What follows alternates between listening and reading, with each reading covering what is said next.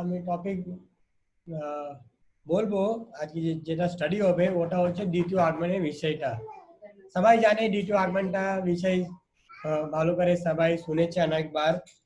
और हम ये टॉपिकটা কেন লেন ভাবি যে আজকে স্টাডি হবে কেন কি এই যে পরিস্থিতি হচ্ছে জগতে, ঠিক আছে, যে মহামারী হচ্ছে ও থেকে সবাই মনে আছে এই যিশু তাড়াতাড়ি এসে যায়, খুব বেশি হচ্ছে মহামারী খুব বেশি হয়ে গেছে, কষ্ট বেশি হয়ে গেছে। তো ওই জন্য সবাই কাছে এটাই প্রার্থনা আছে সবাই মনের মধ্যে যে যিশু আপনি তাড়াতাড়ি এসে যাও, এখানে নিয়ে যাও, আমাকে নিয়ে যাও, ওটাই সবাই মনের মধ্যে আছে। তো ওই জন্য আমি ভাবলাম চলো আজকে ওটাই নিয়ে একটু স্টাডি হবে। আর আমি এটা অনেকজন জানে, তো আমি একটা শর্টে একটা মেন পয়েন্ট যেটা আছে ওটা আমি বলার চেষ্টা করব। সবচেয়ে আগে একটা পাঠ আছে, ওটা আছে দ্বিতীয় পিতর 3:9 কাকে একবার পড়ুন। দ্বিতীয় পিতর 3:9।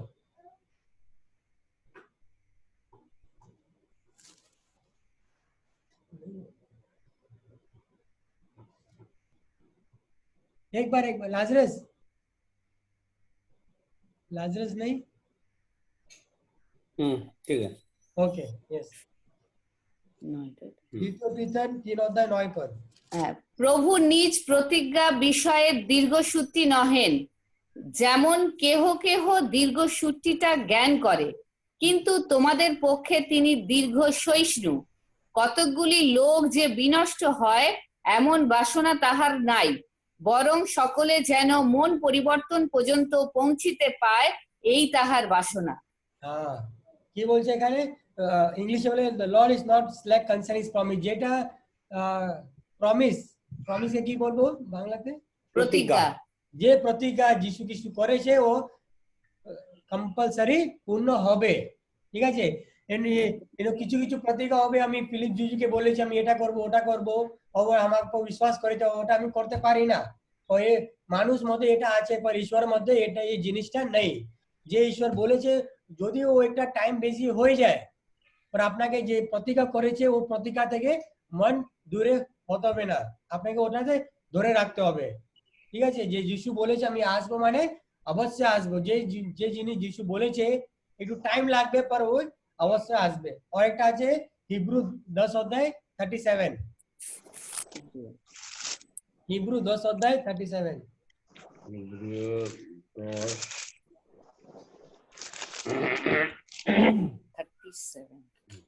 কারণ আর তিনি অল্পকাল বাকি আছে, যিনি আসিতেছেন তিনি আসিবেন, বিলম্ব করিবেন না। হ্যাঁ, কি বলছে এখানে ইংলিশে বলে he will come a little while, he shall come, and অল্পকাল অল্পকাল মধ্যে ও আসবে। ও এখানে আবার বলছে ও অবশ্যই আসবে, একটু টাইম বেশি হবে আর কিছু ওই জন্য আপনাকে চিন্তা করার দরকার নেই, আর ও বেশি সময়ও নেই, ও অবশ্যই আসবে, এটা বলছে এখানে এই পদটা। তো আমি আমি কিছু বলার আগে আমি দেখছি বাইবেলে অনেক জন আছে, ঠিক আছে, অনেক ভাববাদীরা আছে যে যিশু প্রথম ফার্স্ট কামিং, প্রথম আগমন প্রথম আগমন থেকে বেশি কি বলে দ্বিতীয় আগমন বিষয়টা অনেকজন বলেছে, ঠিক আছে। ওটা আমি দেখবো ইনক জুড 14। ইনক কি বলেছে? ইনক যে নোয়া সময় ছিল ও কি বলেছে? ইনক জুড রেভেলেশনের আগে, প্রকাশিত বাক্য আগে 14 পদ। কত?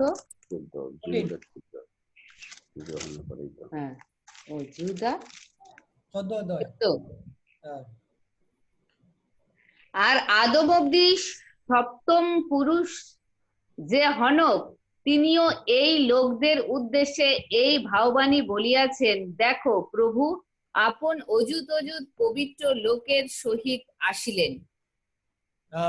তো এখানে কি বলছে আপনাকে বুঝতে হবে যে ইনক যে আদম সময় ছিল ও কি বলছে প্রথম যিশু খ্রিস্ট প্রথমবার হবে ও বিষয়টা না বলছে না, কি বলছে দ্বিতীয় আগমনের বিষয়টা বলছে। কেন দ্বিতীয়? কেন কি যিশু কে সাথে আসবে? 10,000 লোক থাকবে, কে থাকবে? যে পবিত্র লোক আছে ওনার সাথে যিশু খ্রিস্ট আসছে। তো মানে আপনি বুঝেন যে বাইবেল তো আদম সময় থেকে বলছে যিশু খ্রিস্ট আবার আসবে। ঠিক আছে, দ্বিতীয় বারটা, ঠিক আছে। আরেকটা আছে দাবিদ, গীত সংহিতা 50 অধ্যায় 3 পদ।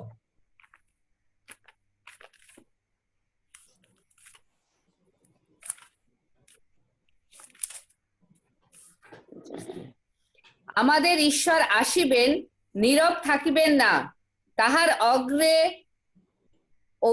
অগ্নি গ্রাস করিবে, তাহার চারিদিকে অত্যন্ত ঝড় বহিবে। তো এখানে কি বলছে, দাবিদে বলছে গীত সংহিতাতে আমার ঈশ্বর আসবে, और যখন আসবে ও চুপচাপ আসবে না, কেন কি অনেক জন আসবে और অনেক জোর আওয়াজ থেকে আসবে, যে গান ইনস্ট্রুমেন্ট কে বলে না ট্রাম্পেট, কাকে কি বলবে, ধ্বনি, তুরির ধ্বনি, তুরির ধ্বনি, ও সব নিয়ে আসবে, ও সাইলেন্ট হবে না, একটু জোরে আওয়াজ থেকে আসবে, ওটা দাবিদ বলছে। और একটা দেখবো আমি আইজিয়া কি বলছে, আইজিয়া 25 অধ্যায় 8 থেকে 9 পদ। জিসায়া, হ্যাঁ যিশায়া 25 25 অধ্যায় 8 থেকে 9 পদ। জিসায়া কি বলছে যিশু খ্রিস্ট দ্বিতীয় আগমন বিষয়টা? 8-9। তিনি মৃত্যুকে অনন্তকালের জন্য বিনষ্ট করিয়াছেন। ও প্রভু সদাপ্রভু সকলের মুখ হইতে চক্ষুর জল মুছিয়া দিবেন এবং সমস্ত পৃথিবী হইতে আপন প্রজাদের দুর্নাম দূর করিবেন, কারণ সদাপ্রভুই এই কথা কহিয়াছেন। সেই দিন লোকে বলিবে, এই দেখো ইনি আমাদের ঈশ্বর, আমরা ইহারই অপেক্ষায় ছিলাম, ইনি আমাদিগকে ত্রাণ করিবেন, ইনি সদাপ্রভু, আমরা ইহারই অপেক্ষায় ছিলাম, আমরা ইহার কৃত পরিত্রাণে উল্লাসিত হইব, আনন্দ করিব। দেখো জিসায়ও বলছে যে আমার যে দেখো উপর দেখো যে যিশু যিশু জন্য আপনি অপেক্ষা করছিলেন, ও কি হয়েছে, এসে গেছে, আর আমি কি হবো, আনন্দিত হব। ও কেন এসে, আমার পবিত্রতা স্যালভেশন পরিত্রাণ, পরিত্রাণ পরিত্রাণ জন্য আসছে। তো আমাকে বুঝতে হবে যে এসব যে ভাববাদীরা আছে ওরা দ্বিতীয় আগমন সেটা বলছে, মানে দ্বিতীয় আগমনটা কত ইম্পর্টেন্ট, আর এটা অবশ্য হবে। আর এটা দেখছি আমি জেমস যাকব 5 অধ্যায় 9 পদ। জেমস কি বলছে দ্বিতীয় আগমন বিষয়টা? কত? 5 অধ্যায় 7 থেকে 9। 5 4 থেকে 9, 7 থেকে 7, 7 और 8 পড়ো, হয়ে যাবে 7 और 8। অতএব হে বাটিগণ, তোমরা প্রভুর আগমন পর্যন্ত দীর্ঘ সহিষ্ণু থাকো। দেখো কৃষক ভূমির বহুমূল্য ফলের অপেক্ষা করে, এবং যতদিন তাহা প্রথম ও শেষ বর্ষা না হয় ততদিন তাহার বিষয়ে দীর্ঘ সহিষ্ণু থাকে। তোমরাও দীর্ঘ সহিষ্ণু থাকো, আপন আপন হৃদয় সুস্থির করো, কেননা প্রভুর আগমন সন্নিকট। আপনাকে কি বলছে, আপনাকে বলছে পেশেন্টলি, পেশেন্টলি কি বলে, ধৈর্য সহকারে, ধৈর্য রেখো। কেন কে অনেক সময় অনেক জন এটা বলে, কি আমার দাদাও বলেছে, আমার আমার বাবা বলেছে, আমি ছোট থেকে হস্টেল থেকে শুনছিলাম যিশু আসছে যিশু আসছে যিশু আসছে না করে, है ना, সবার মধ্যে এটা চিন্তা ভাবনা এসে যায়, কত বছর হয়ে গেছে। আর এখানে কি বলছে, যাকো বাইবেল থেকে বলে দিচ্ছে তুমি ধৈর্য রাখো, ধৈর্য ছাড়বে না, যদি লেট হতে পারে পর অবশ্যই আসবে। কেন কি দ্বিতীয় পিতর 3 অধ্যায় 9 পদে বললাম আমি, কি বলেছে, মানুষরা মৃত্যু কিছু প্রমিস দিতে পারে, ঠিক আছে, পর ঈশ্বর কখন মৃত্যু প্রমিস দেবে না। প্রমিস কি বলে ভুলে গেল, প্রতিজ্ঞা। প্রতিজ্ঞা, যে যিশু খ্রিস্ট প্রতিজ্ঞা করেছে ও অনেক কম্পালসারি ফুলফিল হবে, পর একটু টাইম লাগবে। ওই জন্য আমিও আপনাকে সকালে বলছি, আপনার সবাই মনের মধ্যে আসে যে যিশু এটা কষ্ট বেশি হয়ে যাচ্ছে, ফ্যামিলি প্রবলেম বেশি হয়ে যায়, জগতে প্রবলেম বেশি হয়ে গেছে, জগতে পাপ বেশি হয়ে যায়, তো আপনি তাড়াতাড়ি এসে যাও, সবাই মধ্যে এটা আসছে, সবাই মনের মধ্যে এটাই চিন্তা আছে। পর যদি যিশু আসে না, তাও আপনাকে ধৈর্য রাখতে হবে। এখানে আমি ধৈর্য মানে কি, আমার নিজের লাইফে একটা শিখে নেবো, একটা লেসন, যে সবাই মধ্যে থাকে না, এটা নিয়ে সবাইকে ধৈর্য রাখার চেষ্টা করতে হবে। আরেকটা পদ বলি, আরেকজন বলছে দ্বিতীয়রা কি বলেছে, যে এঞ্জেলস, প্রেরিত 1 অধ্যায় 9 পদ, ওরা কি বলেছে যীশু খ্রিস্ট দ্বিতীয় আগমন বিষয়টা? প্রেরিত 1 অধ্যায় 9 পদ।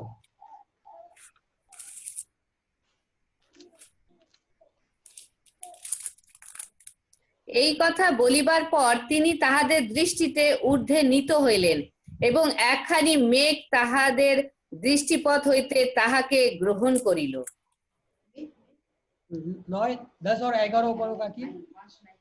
তিনি যাইতেছেন আর তাহারা আকাশের দিকে এক দৃষ্টে চাইয়া আছেন।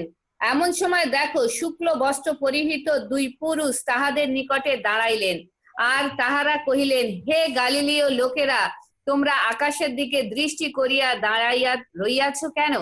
এই যে যীশু তোমাদের নিকট হইতে স্বর্গে ঊর্ধ্বে নীত হইলেন, উহাকে যেরূপ স্বর্গে গমন করিতে দেখিলে সেইরূপ উনি আগমন করিবেন। তো এখানে কি যে স্বর্গে দূতরা আছে ওরাও বলেছে যীশু খ্রিস্ট দ্বিতীয় আগমন বিষয়টা। তো আমাকে বুঝতে হবে এই যীশু খ্রিস্ট দ্বিতীয় আগমন বিষয়টা কত গুরুত্বপূর্ণ। और এটা এই পদ তো সবাই জানে, ও পড়বো না আমি, টাইম হয়ে যাবে। যীশু খ্রিস্ট নিজেই বলেছে, জন 14 অধ্যায় 1 থেকে 3 পদ কি বলছে? আমি যাচ্ছি, আমার পিতা ঘরে যাচ্ছি, আমি ওখান থেকে ফিরে আসবো। আর কেন যাচ্ছি? আপনার জন্য রুম তৈরি করার জন্য। যদি আমি যাব তো আমি অবশ্যই আসবো। ও যীশু খ্রিস্ট নিজে মুখ থেকে বলেছে। তো আমি দেখলাম এই যীশু খ্রিস্ট দ্বিতীয় আগমন বিষয়টা যীশু খ্রিস্ট নিজে বলেছে, স্বর্গে দূতেরা বলেছে, ইনক বলেছে, দাভিদ বলেছে, যাকব বলেছে, যিশায়া বলেছে। আর একটা শেষ পদে যাব, যোব 19 অধ্যায় 25 থেকে 27। যোব 25 অধ্যায়, সরি 19 অধ্যায় 19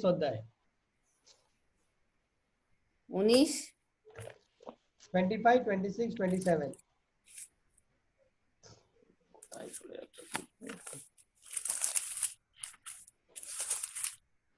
এখানে যোব কি বলছে, যোব কি বলছে দ্বিতীয় আগমন বিষয়টা?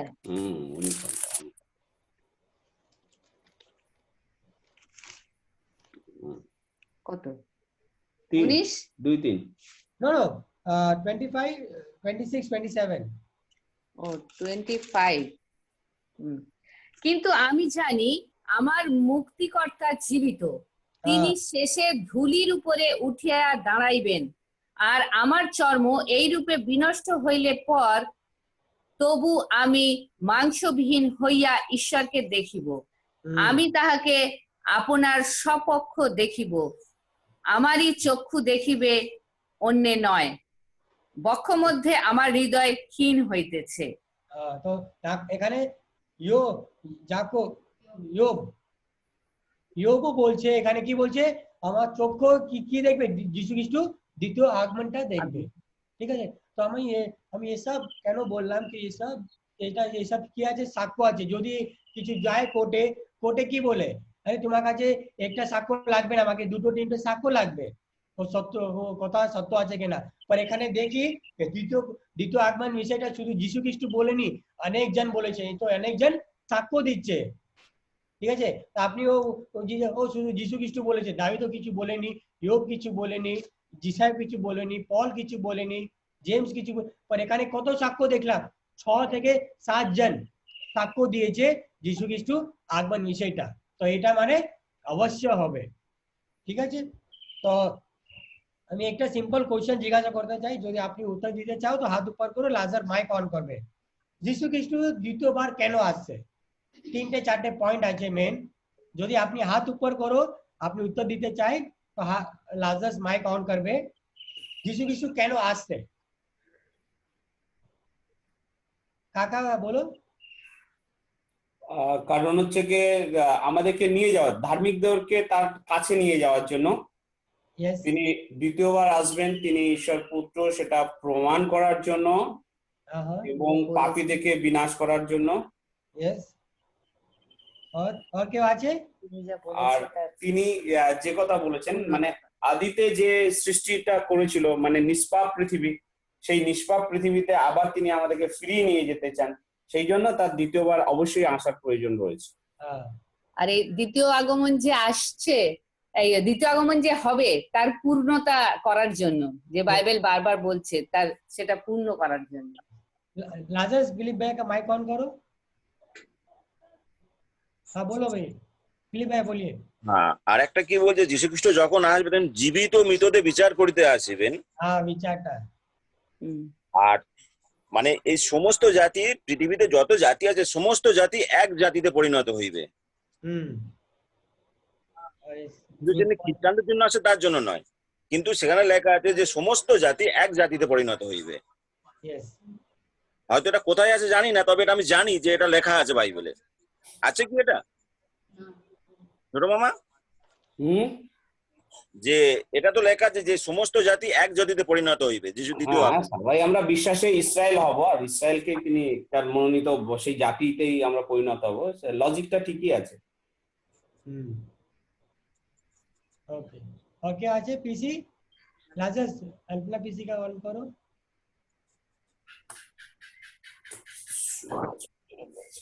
लाजरस ओके বলো পিসি, মাইক অন হয়ে গেছে আপনার। হ্যাঁ আপনি কিছু বলছিলে, হাত উপর করেছো।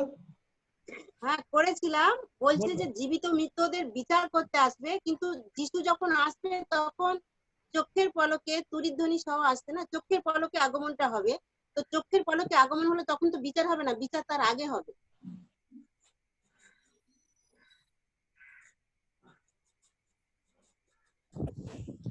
কারেক্ট। বুঝলাম না, কাকে একটা বলো, এটা সিম্পল করে কি বলছে।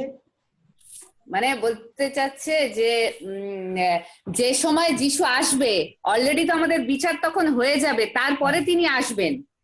আর তখন তিনি আমাদেরকে নিতে আসবেন, যারা ধার্মিক জীবিত তারা নিয়ে যাবে, আর যারা অধার্মিক তারা পৃথিবীতে পড়ে থাকবে। সেটাই বলতে চাইছে। মানে আমি যেটা বলছি যে যিশু খ্রিস্ট দ্বিতীয়বার আসবে, মানে বিচার হওয়ার পরে আসবে, ওকে না? যেটা স্বর্গে যেটা বিচার হচ্ছে 1844 থেকে যেটা চালু হয়ে গেছে, ও শেষ করে আসবে। অলরেডি বিচারকাল চলছে। হ্যাঁ বিচারকাল চলছে, জাজমেন্ট যেটা বলে 1844 থেকে ওটা স্টার্ট হয়ে গেছে। যখন মেন হচ্ছে তিনি ধার্মিকদের নিতে আসবেন, আর তার দ্বিতীয় আগমনের পূর্ণতা দিতে আসবে, পূর্ণতা যেটা দ্বিতীয় আগমনে। ওটা ঠিক। এটা একটু টপিক আছে, ওটাও আমি একবার ক্লাস নেব যদি সময় হয় তো, ঠিক আছে? তো আমি দেখলাম কি সবাই পয়েন্ট দিয়েছে যিশু খ্রিস্ট আসবে বিচার করার জন্য। আপনার যে আমি যে কাজ করেছি ও কাজে যেরকম কাজ করি ওরকম পুরস্কার দিতে আসবে, ঠিক আছে? আর সব যে উনি প্রমিস করেছে ওটা ফুলফিল করার জন্য আসবে। তো এই সবটা পয়েন্ট যে ছিল খুব ভালো ছিল, ঠিক আছে? সব ঠিক আছে। আমি দ্বিতীয়টা পয়েন্ট যাবো, আর খুব গুরুত্বপূর্ণ আছে, ওটাকে কি চিহ্ন হবে যে যখন যিশু খ্রিস্ট আসবে, ঠিক আছে? ওর জন্য আমি মত্তি 24 অধ্যায়ে যাব। মত্তি 24 অধ্যায়। আসো আসো, লিখবে তো। মত্তি 24 অধ্যায় 29 আর 30 একবার দেখুন। এখানে মেইন যেটা তিনটে চিহ্ন আছে ওটা পূরণ হয়েছে কি না হয়েছে ওটা দেখতে হবে আমাকে। টপিক কি জানা দিয়েছে তারপরে ম্যাথিউ 24 29 থেকে 30। 24 यस হ্যাঁ 28 থেকে 29 আর 30। আচ্ছা 29। আর সেই সময়ের ক্লেশের পরেই সূর্য অন্ধকার হইবে, চন্দ্র জ্যোৎস্না দিবে না, আকাশ হইতে তারাগণের পতন হইবে, ও আকাশমণ্ডলের পরাক্রম সকল বিচলিত হইবে। আর তখন মনুষ্যপুত্রের চিহ্ন আকাশে দেখা যাইবে, আর তখন পৃথিবীর সমুদয় গোষ্ঠী বিলাপ করিবে, ও মনুষ্য পুত্রকে আকাশীয় মেঘরথের পরাক্রম ও মহাপ্রতাপে আসিতে দেখিবে। আর তিনি মহা তুরিধ্বনি সহকারে আপন দূতগণকে প্রেরণ করিবেন, তাহারা আকাশের এক সীমা অবধি অন্য সীমা পর্যন্ত চারি বায়ু হইতে তাহার মনোনীত দিগকে একত্র করিবেন। पर এখানে আমাকে একটা মেইন জিনিস আছে যে 29 পদে বললাম, ঠিক আছে?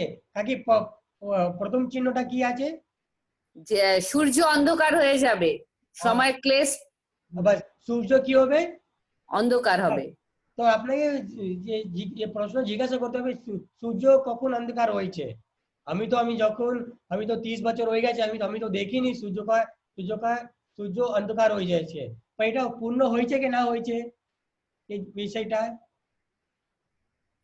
যদি কেউ বলতে চায় এই বিষয়টা পূর্ণ হয়েছে কি না হয়েছে এটা চিহ্নটা লাজারাস পিসি का कौन करो लाजरस এর টাইটেলটা কি ছিল? आप खुद होस्ट हैं। এর টাইটেল কি জামাই? ये যে সান যে সূর্যটা পুরো অন্ধকার কখন হয়েছে হয়েছে কি না না না দ্বিতীয় পাঠের যে টাইটেলটা বললে ওটা কি মানে কি দিয়ে সাইন্স অফ ইজ কামিং হুম হুম আগমনের চিহ্ন। আগমনের চিহ্ন। पीसी लाजरस ऑन करो माइक। आप खुद होस्ट हैं। ओके तो मुझे बोल रहे हैं ना ओके आप पीसी बोलो। বলছি যখন সূর্যগ্রহণ হয় তখন পৃথিবী অন্ধকার হয়েছে না ঠিক আছে ওটা Next সময় नहीं ঠিক আছে ওটা ওটা আপনি ওপিনিয়ন দিয়েছো पर ওটা তো আমি রেসপেক্টফুলি বলছি ওটা ঠিক নেই আর কেউ বলতে চাই যে কখন হয়েছে সূর্য অন্ধকার তো ট্রাই দিতে চাই। হ্যাঁ যিশু যিশুকে যখন ক্রুশে দেওয়া হয়েছিল তখন হয়েছে সেই সময় ওটাও নেই রেসপেক্টফুলি বলছি ওটাও নেই আমি একটা ডেট দিচ্ছি ঠিক আছে ওটা ফিলিপ ভাইয়া বলিয়ে না ওটাও নয় ও তো যিশু ওর পরে এটা লেখা হয়েছে না। হ্যাঁ पर আমি একটা আছে ওটা আছে सन মে 19 ওকে 19 মে 1780 এটা ডেটটা লিখে নাও মনে করে না যদি আপনি লিখে নাও তো আপনার জন্য ভালো খুব যেটাকে সায়েন্টিস্ট বলে হিস্ট্রিও বলে ওটা যদি আপনি গুগলে চেক করো সান কখন ডার্ক হয়েছে তো এটাই ডেট দেবে আপনাকে কখন দিয়েছে মে 19 1780 তে কি হয়েছে পুরো সূর্যটা কি হয়েছে পুরো অন্ধকার হয়ে গেছে পুরো সানটা কিছু আলো ছিল না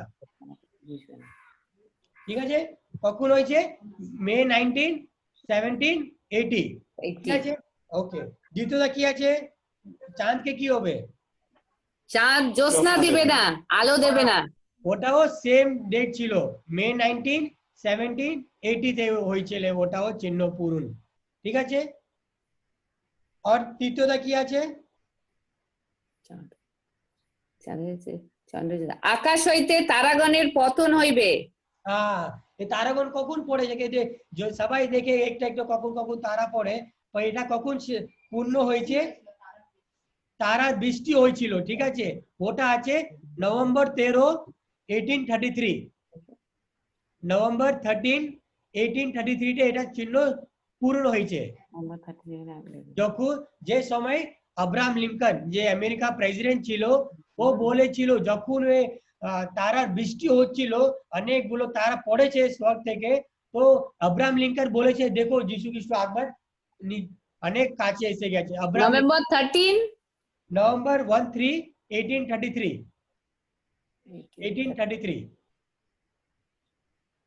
ঠিক আছে যে সময় আব্রাহাম লিঙ্কন আমেরিকা প্রেসিডেন্ট ছিল যখন ও নিজের চোখ থেকে দেখেছে অতগুলো তারা পড়েছে তো নিজে বলছিল দেখো যিশু খ্রিস্ট আগমন টিকিট এসে গেছে তো এটা তিনটে ডেট আছে আপনি মনে করে কোথায় বাইবেলে লিখে নেবে যদি মত্তি 24 অধ্যায় 29 বাজু লিখে দেবে আপনাকে খুব মনে থাকবে ওটা ঠিক আছে এটা চিহ্ন শেষ পূর্ণ হয়েছে আপনি চাহে তো মিটিং শেষ হওয়ার পরে গুগলে চেক করে নেবে আপনাকে হিস্ট্রি ওটাই দেখাবে যার জন্য এই সব ইয়ে হয়ে যাচ্ছে ঠিক আছে আরেকটা আছে এখানে নেই पर অন্য লুকে আছে ওটা আরেকটাকে খুব ভূকম্প হবে ঠিক আছে কি হবে ভূকম্প হবে ওটা আমি দেখছি একবার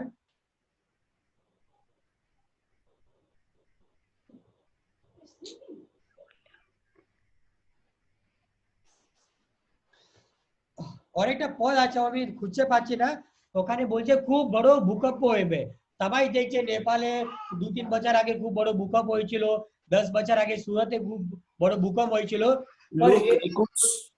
লুক 21:11 হ্যাঁ লুক 21:11 আগে একবার পড়ুন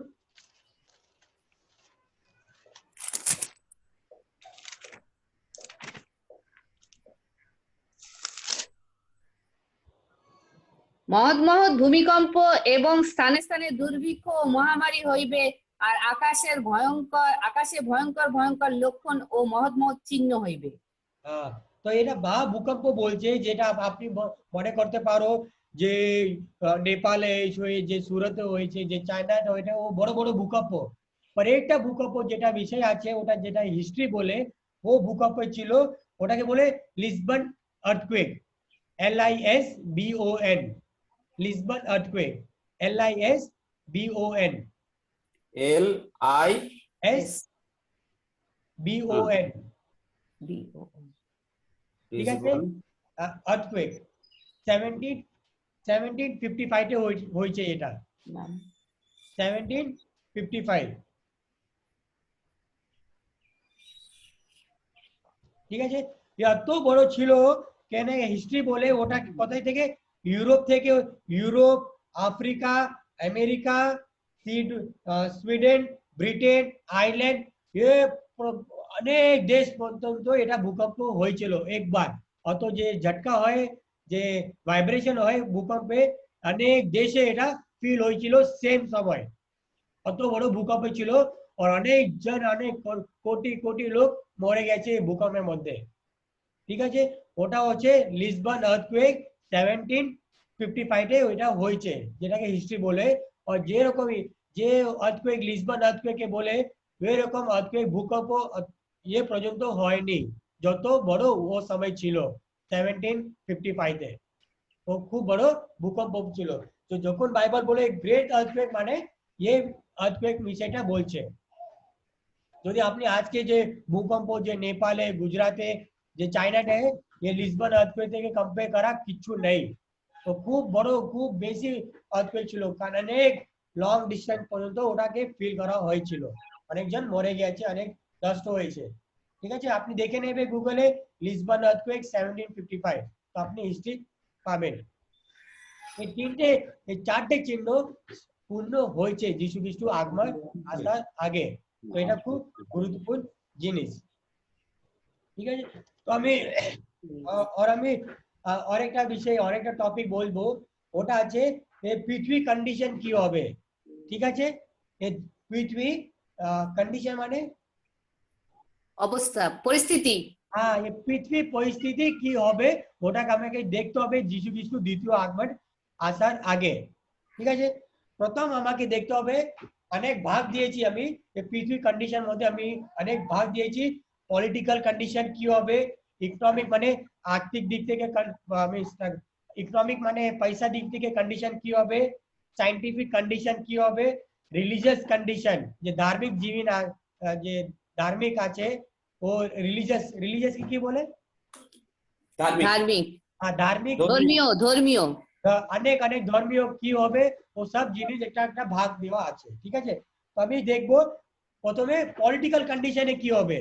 পলিটিক্যাল মানে কি বলে রাজনৈতিক, রাজনীতি, রাজনীতিক কন্ডিশন কি হবে যিশু খ্রিস্ট দ্বিতীয় আগমন আসার আগে, তো আমি বাইবেল থেকে এক দু তিন পদ দেখবো। ওটা আছে একটা তো সবাই জানে, মত্তি 24 অধ্যায় 6 থেকে 7 পদ দেখুন। 6 থেকে 7। 24, 6 থেকে 7। হ্যাঁ। আর তোমরা যুদ্ধের কথা ও যুদ্ধের জনরব শুনিবে, দেখিও ব্যাকুল হইও না, কেননা এই সকল অবশ্যই ঘটিবে, কিন্তু তখনও শেষ নয়। তো কি আমি সবাই দেখছে, এক এক এক রাজ্যের সাথে কি করবে। আর একটা 7 পড়বো তো। হ্যাঁ। কারণ জাতির বিপক্ষে জাতি ও রাজ্যের বিপক্ষে রাজ্য উঠিবে, এবং স্থানে স্থানে দুর্ভিক্ষ ও ভূমিকম্প হইবে। তো এই সব জিনিস সবাই দেখছে, ঠিক আছে। যখন কোনো সময় সবাই দেখেছে, যখন তেলেঙ্গানা আন্ধ্রা থেকে সেপারেট হয়েছিল, এক আন্ধ্রা আর এক তেলেঙ্গানা কত ফাইটিং হয়েছে, ওটা একটা সিম্পল বলছি আমি, ঠিক আছে। তো আমি যে এক দেশ, এক রাজ্য, এক গুজরাট মহারাষ্ট্রের সাথে ফাইটিং করে, মহারাষ্ট্র দিল্লির সাথে ফাইটিং করে ছোট ছোট বিষয়টা নিয়ে, আর আমেরিকা চায়নার সাথে করছে এক্ষুনি, আর আমেরিকা ইন্ডিয়ার সাথেও যুদ্ধ করছে, আমেরিকা ইরান সাথেও করছে। ওটা আমি দেখছি পলিটিক্যাল কন্ডিশন খুব খারাপ হয়ে যাচ্ছে। আর একটা পদ দেখবো যিশায় 11 অধ্যায় 14 পদ। যিশায় আমি একটা দুটো পদ দেবো সব বিষয়টা।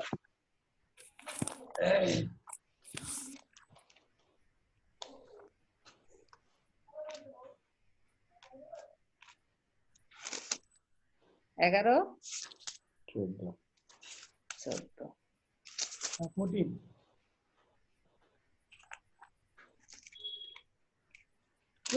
ওটা ছেড়ে দাও আগে ওটা ছেড়ে দাও ওটা নেই সরি ভুল হয়ে গেছে ঠিক আছে এটা একটা পদ রাখো আর একটা আছে প্রথম থেসলোনিয় 5 অধ্যায় 2 থেকে 3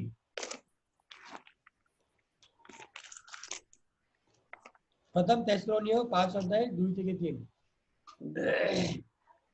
কারণ তোমরা আপনারা বিলক্ষণ জানো রাত্রিকালে যেমন চোর তেমনি প্রভুর দিন আসিতেছেন লোকে যখন বলে শান্তি ও অভয় তখনই তাদের কাছে যেমন গর্ভবতী প্রসব বেদনা উপস্থিত হইয়া থাকে তেমনি আকস্মিক বিনাশ উপস্থিত হয় আর তাহারা কোন ক্রমে এড়াইতে পারিবে না আপনিও দেখতে পারো সবাই যে পলিটিক্যাল কন্ডিশন আছে সবাই বলে শান্তিতে থাকো পিস সবাই ওটাই যদি আমি শান্তি সবাই বলে না ये চিফ মিনিস্টার এখানে chief minister India president America president সবাই বলে শান্তি পিস চাই যখন ওরা বলতে শান্তি পিস তখনই আমাকে বুঝে নিতে হবে যে যিশু খ্রিস্ট আগমন খুব তাড়াতাড়ি এসে গেছে এটা ছিল পলিটিক্যাল কন্ডিশন কি হবে তো আমি দেখছি ইকোনমিক কন্ডিশন কি হবে ঠিক আছে ওটা আছে ইকোনমিক কন্ডিশন কি হবে ওটা আছে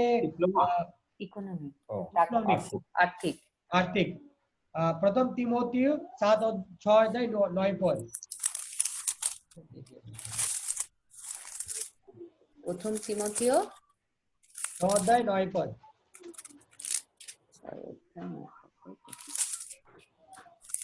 কিন্তু যাহারা ধনী হইতে বাসনা করে তাহারা পরীক্ষাতে ও ফাঁদে এবং নানাবিধ মূঢ় ও হানিকর অভিলাষে পতিত হয় সে সকল মনুষ্যদিগকে সংহারে ও বিনাশে মগ্ন করে আরেকবার পড়ুন কাকি প্লিজ সরি কিন্তু যাহারা ধনী হইতে বাসনা করে তাহারা পরীক্ষাতে ও ফাঁদে এবং নানাবিধ মূঢ় ও হানিকর অভিলাষে পতিত হয় সে সকল মনুষ্যদিগকে সংহারে ও বিনাশে মগ্ন করে তো এখানে বলছে যতজন বেশি টাকা হবে বেশি রিচ হয়ে যায় অর্থ বেশি হয়ে যায় ওরা কি করবে অনেক টেম্পটেশন অনেক কাকা ওটা এক্সপ্লেইন করে দাও ওটা ওয়ার্ডটা আপনি একটু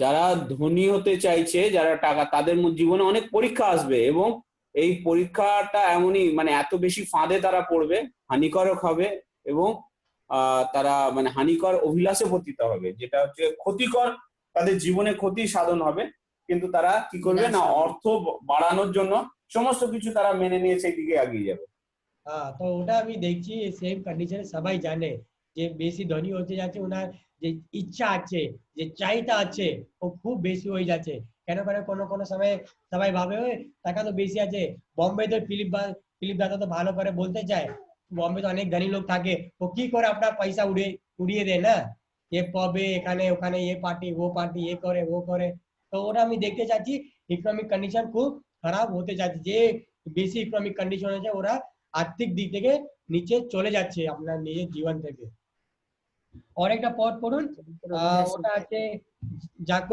5 অধ্যায় 2 পদ 1 থেকে 4 পদ পড়ুন 1 থেকে 4 5 অধ্যায় 1 থেকে 4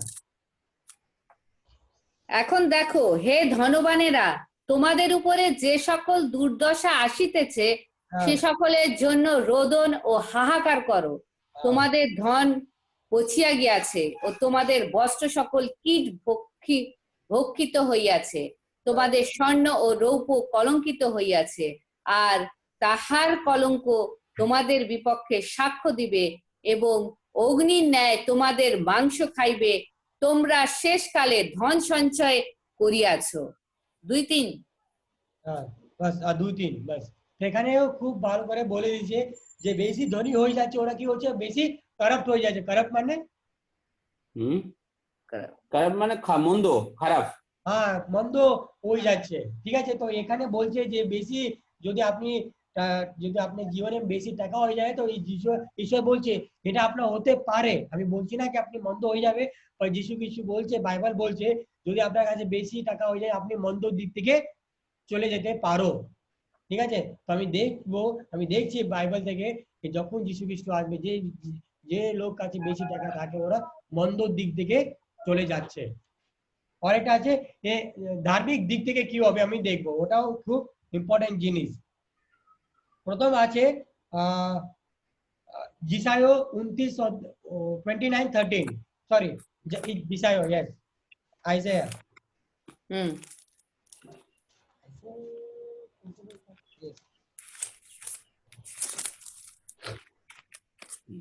ये 13 हाँ, ये ভাগটা হচ্ছে ये আর্থিক মানে ধার্মিক দিক থেকে কি হবে জগতে যিশু খ্রিস্ট আসার আগে, রিলিজিয়াস কন্ডিশন কি হবে। প্রভু আরো কহিলেন, এই লোকেরা আমার নিকটবর্তী হও এবং আপন আপন মুখে ও ওষ্ঠাধরে আপন আমার সম্মান করে, কিন্তু আপন আপন অন্তঃকরণ আমা হইতে দূরে রাখিয়াছে, এবং আমা হইতে তাহাদের যে ভয় তাহারাও মনুষ্যের আদেশ মুখস্থ করা মাত্র। কাকি আপনি কি এই জিনিসটা দেখছো রিলিজিয়াস ওয়ার্ল্ডে, এই জিনিসটা হচ্ছে আপনার কি মনে হচ্ছে? হ্যাঁ হ্যাঁ, এখন লোকে যেটা বলে সেটাই ধর্মের কথা মনে করে। কি বলছো? এখন লোকে যেটা বলে আর কি, অন্য বলে যে এইটা এইটা এইটা, তারা সেটাই মনে করে হ্যাঁ এটাই বোধহয় বাইবেলে লেখা আছে। তারা নিজেরা কখনো পড়ে দেখে না, মানুষের কথাটাই বিশ্বাস করে তারা ধর্মকে বলে চালিয়ে দেয়। আর এখানে আছে যে সবাই মুখ থেকে নিজের মুখ থেকে বলছে, কি বলছে কি আমি যিশু কাছে আসছি, যিশু কাছে আসছি, আর নিজের মন কোথায় আছে? ঈশ্বর থেকে খুব দূরে আছে। মুখ থেকে সবাই বলছে আমি খ্রিস্ট, আমি এটা করি, আমি ওটা করি, মন কোথায় আছে? অনেক দূরে আছে। এটা সবাই ধর্মের মধ্যে আছে। আমি শুধু খ্রিস্টানই, আমি অনেক সবাই ধর্মের মধ্যে এটা জিনিসটা এসে গেছে, দেখা যায় এটা। ঠিক আছে, যে পাস্টার আছে, যে চার্চ মেম্বার, যে চার্চকে চালায়, সবাই এটাকে অনুভব করে। কাকাও অনেকবার অনুভব করা হয়েছে, মনে হচ্ছে সবাই মুখ থেকে বলে, পর নিজে যিশু কাছে যিশু খ্রিস্ট জন্য কিছু স্যাক্রিফাইস ত্যাগ দিতে বলবো, ওটা করতে পারছে না। যখন আজ্ঞা রাখতে বলবো ওটা করতে পারছে না, যখন সাবাত রাখতে বলবো ওটা করতে পারছে না। মুখ থেকে তো বল দিবে আমি এটা ওটা ওটা, ও যখন সাবাত এসে যায় আজ্ঞা রাখতে হবে, এটা করতে হবে, তখন ওরা মন যিশু খ্রিস্টকে খুব দূরে আছে। আর এটা আমি দেখছি মানে জগতে মানে যিশু খ্রিস্ট শেষ সময় এসে গেছে, আর যিশু খ্রিস্ট আসার সময় এসে গেছে। আরেকটা হচ্ছে 2 তিমোথী 3:4।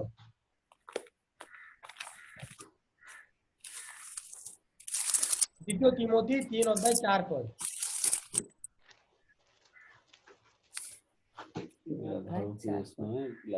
প্রচন্ড হ্যাঁ, প্রচন্ড সৎবিদ্বেষী, বিশ্বাসঘাতক, দুঃসাহসী, গর্ভান্ধ, ঈশ্বর প্রিয় নয়, বরং বিলাস প্রিয় হইবে। কিসে প্রিয়? বিলাস প্রিয়। তো আর কিসে প্রিয় নেই? ঈশ্বর প্রিয় নয়। তো এটা আমি আজকে সবাই ধার্মিক মধ্যে এটা দেখা যায় যে সবাই কি করে ধর্মের মধ্যে দেখা যায়, সবাই প্লেজার কে ভালো সিম্পল ওয়ার্ডে কি বলবো? বিলাসিতা। বিলাসিতার মধ্যে সবাই বেশি প্রেম করে, ওটা ও চলো পার্টি হবে, এটা হবে, ওটা বলে ও সব জিনিসকে সবাই ভালোবাসে। पर যিশু খ্রিস্ট যেটা ভালোবাসার আছে ওটা নেই, ওটা আমি দেখছি আজকে জগতে। মানে এটাও একটা চিহ্ন আছে कि যিশু খ্রিস্ট আগমন খুব নিকট। ঠিক আছে, আর একটা পদ দেখো, এটা টাইটেল হলো লাভার্স অফ প্লেজার্স। আর একটা হচ্ছে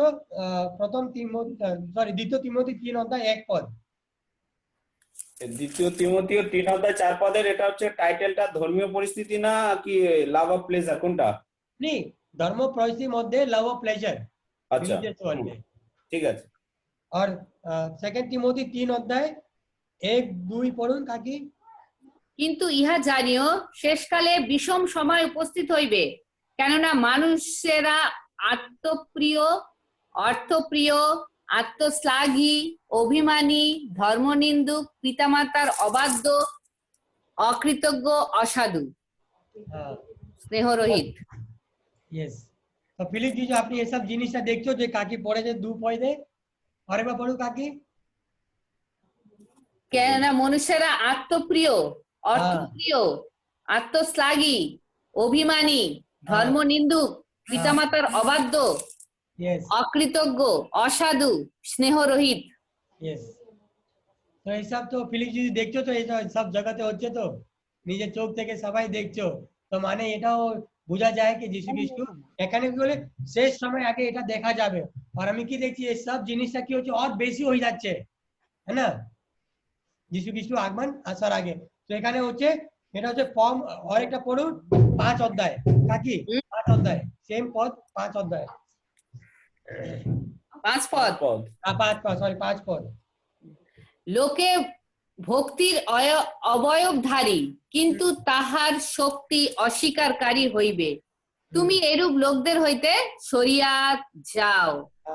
এখানে ইংলিশে বলে having a form of godliness but denying the power বলে আমি ধার্মিক पर আমি ক্রিশ্চিয়ান पर যেটা আমাদের যে পাওয়ার থাকা উচিত ওটা অস্বীকার নাই করে।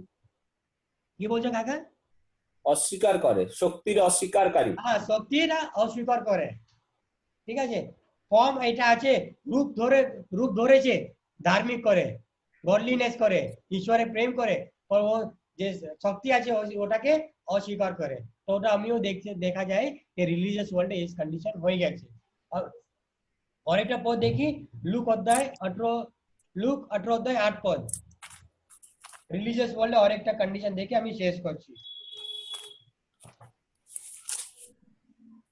18 অধ্যায় 8 পদ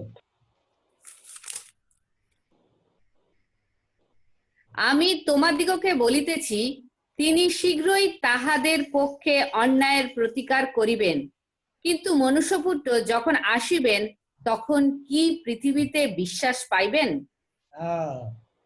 তো এটাও খুব গুরুত্বপূর্ণ জিনিস যখন যিশু খ্রিস্ট আবার আসবে একটা জিনিস জিজ্ঞাসা করতে যখন আমি দ্বিতীয়বার আসবো আমি কি জগতে কি পাবো বিশ্বাস পাবো এটাও যিশু খ্রিস্টের মধ্যে একটা চিন্তা আছে ঠিক আছে তো আপনাকে দেখতে হবে জগতে দেখা যায় যে ধার্মিক মধ্যে যে খ্রিস্ট ধর্ম আছে ওর মধ্যে অনেক জন বিশ্বাস একটু একটু আস্তে আস্তে কম হয়ে যাচ্ছে তো এটাও একটা চিহ্ন দেখা যায় যদি আপনার মধ্যে আমার মধ্যে বিশ্বাস কম হয়ে যাচ্ছে তো আমিও একটা চিহ্ন দেখাচ্ছি যে যিশু খ্রিস্ট দ্বিতীয় আগমন খুব নিকট है ना और একটা লাস্ট পদ প্রথম করিন্থীয় 3 অধ্যায় 13 অধ্যায় 6 পদ প্রথম করিন্থীয় 13 অধ্যায় 6 পদ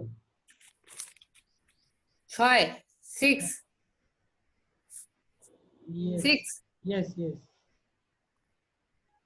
অধার্মিকতায় আনন্দ করে না কিন্তু সত্যের সহিত আনন্দ করে সকলই বহন করে। নো মিস হয়েছে একটু ঠিক আছে আমি একটা পদ একটু ভুল হয়েছে মনে হচ্ছে এখানে ভুল লিখেছি আমি তো এটা কি বলে যে ল্যাক অফ লাভ প্রেম থাকবে না মানুষের মধ্যে ওটা আছে প্রেম থাকবে না তো মানে और একটা দেখি সরি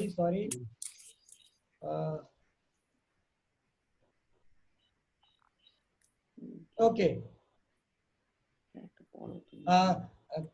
रोमी 13 अध्याय 8 पद पढ़ो सॉरी রোমিও हाँ रोमियो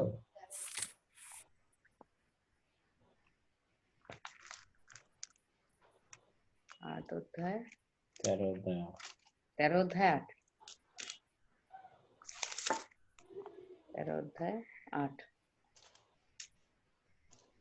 তোমরা কাহারও কিছুই সারিও না ও ধারিও না কেবল পরস্পর প্রেম ধারিও, কেননা পরকে যে প্রেম করে সে ব্যবস্থা পূর্ণরূপে পালন করিয়াছে। তো যদি আমি ওই এটা দেখা যায় আর একটা পদ আছে প্রথম জনেও এখানে বলে কি ল্যাক অফ লাভ যে এক দুটোর মধ্যে যেটা প্রেম থাকা উচিত ওটা কম হয়ে যাবে ওটা আমি দেখছি এই জগতে মানে ধার্মিক দিক থেকে ঠিক আছে এক মানুষের মধ্যে ওটা প্রেম যেটা থাকা উচিত ওটা কম হয়ে গেছে অনেকগুলো ঠিক আছে এটা কিছু পয়েন্ট ছিল আমি শেষের দিকে এসে গেছি আমি শুধু 10-15 মিনিটের মধ্যে শেষ করে দেব আমি আরেকটা দেখবো ম্যানার অফ হিজ কামিং আরেকটা পয়েন্ট হচ্ছে আরেকটা সাবজেক্ট হচ্ছে ম্যানার মানে কি বলবে যে manner of his coming pattern to the pattern আগমনের রীতি। হ্যাঁ, রীতি। ঠিক আছে, আগমনের রীতি কি করে হবে ওটা আমি 6-7টা পয়েন্ট আছে, ওটা বলে আমি শেষ করে দিচ্ছি আজকে।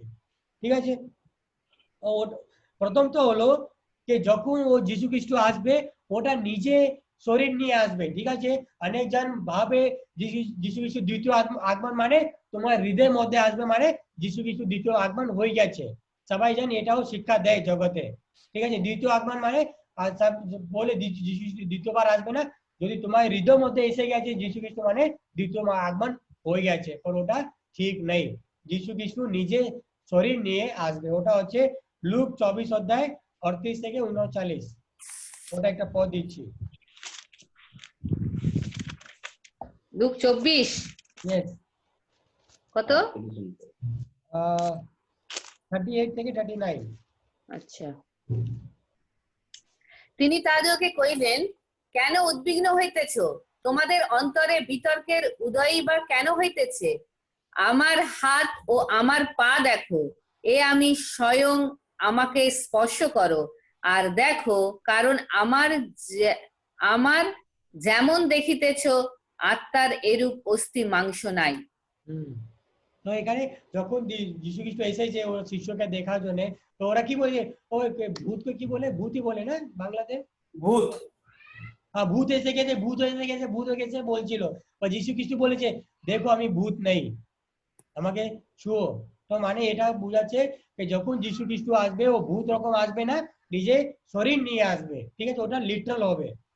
আর দ্বিতীয়টা হচ্ছে, এটা প্রথম পয়েন্ট ছিল, দ্বিতীয়টা হচ্ছে যখন যিশু খ্রিস্ট আসবে সবাই দেখবে। কালকে কাকা বলছিল প্রকাশিত বাক্য 1 অধ্যায় 7 পদ থেকে, যখন উনি আসবে, ও আমি বলছি না পদ পড়ার জন্য, যখন উনি আসবে সব লোক উনাকে দেখবে নিজে চোখ থেকে। ঠিক আছে, ওটা হলো সবাই দেখবে। আরেকটা হচ্ছে যখন ও দ্বিতীয়বার আসবে উনি স্বর্গে দূত সাথে আসবে। ঠিক আছে, ওটা আছে মত্তি 25 অধ্যায় 31 পদ। মতি মত্তি 25 অধ্যায় 31 পদ। আর যখন মনুষ্যপুত্র সমুদয় দূত সঙ্গে করিয়া আপন প্রতাপে আসিবেন, তখন তিনি নিজ প্রতাপে সিংহাসনে বসিবেন। তো যখন এখানে বলছে যখন যিশু খ্রিস্ট দ্বিতীয় আগমনে আসবে, ওনার সাথে কে আসবে? স্বর্গে আসবে, স্বর্গে দূতেরা আসবে। ঠিক আছে, প্রথম ছিল যিশু খ্রিস্ট নিজে শরীর নিয়ে আসবে, ভূত রকম আসবে না। দ্বিতীয়টা ছিল সবাই উনি চোখ করে দেখবে। তৃতীয়টা ছিল উনি স্বর্গের দূত নিয়ে আসবে। ঠিক আছে, আর চতুর্থ ছিল যখন যিশু খ্রিস্ট আসবে উনি আকাশে থাকবে। ঠিক আছে, পৃথিবীতে পা রাখবে না। ওটা কালকে দেখছিলাম প্রথম থেসলোনিয় 4 অধ্যায় 17 পদে, কালকে কি পড়েছে ও পদটা, যখন যিশু খ্রিস্ট আসবে ও আকাশে থাকবে, উনি পা নিচে রাখবে না। মানে ওটা হচ্ছে পাহাড়ের উপরে, পাহাড়ের উপরে থাকবে। চতুর্থ পয়েন্ট হচ্ছে উনি আকাশে থাকবে যখন যিশু খ্রিস্ট দ্বিতীয়বার আসবে, আর মেঘের উপর থাকবে। ফিফথ পয়েন্ট আছে যখন উনি আসবে অনেক শব্দ হবে যখন যিশু খ্রিস্ট আসবে। ওটা খুব প্রথম থেসলোনিয় 4 অধ্যায় 16 পদ পড়ুন কাকি।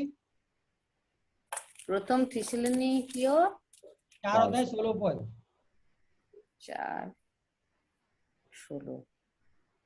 কারণ প্রভু স্বয়ং আনন্দ ধ্বনি সহ, প্রধান দূতের রব সহ এবং ঈশ্বরের তুরিবাদ্য সহ স্বর্গ হইতে নামিয়া আসিবেন, আর যাহারা খ্রিস্টে মরিয়াছে তাহারা প্রথমে উঠিবে। যখন যিশু খ্রিস্ট আসবে এরকম নেই কিছু শব্দ হবে না, যখন যিশু খ্রিস্ট আসবে অনেক শব্দ হবে। ঠিক আছে, অনেক ইনস্ট্রুমেন্ট হবে। আর একটা পদ দেখছিলাম আগে প্রকাশ গীত সংহিতা 50 অধ্যায় 3 পদে, যে দাভিদ বলেছিল দেখো আমার যিশু খ্রিস্ট আসবে, যখন উনি আসবে ও চুপচাপ থাকবে না, অনেক শব্দ নিয়ে আসবে, অনেক জোরে আওয়াজ নিয়ে আসবে। নীরব থাকিবেন না, নীরব থাকবে না। ওটা ছিল প্রকাশিত বাক্য, সরি, গীত সংহিতা 50 অধ্যায় 3 পদে। और একটা আছে 2 পিতর 3 অধ্যায় 10 পদ পড়ুন একবার।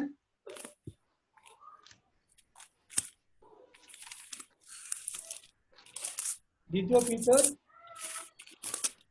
3 অধ্যায় 10 পদ।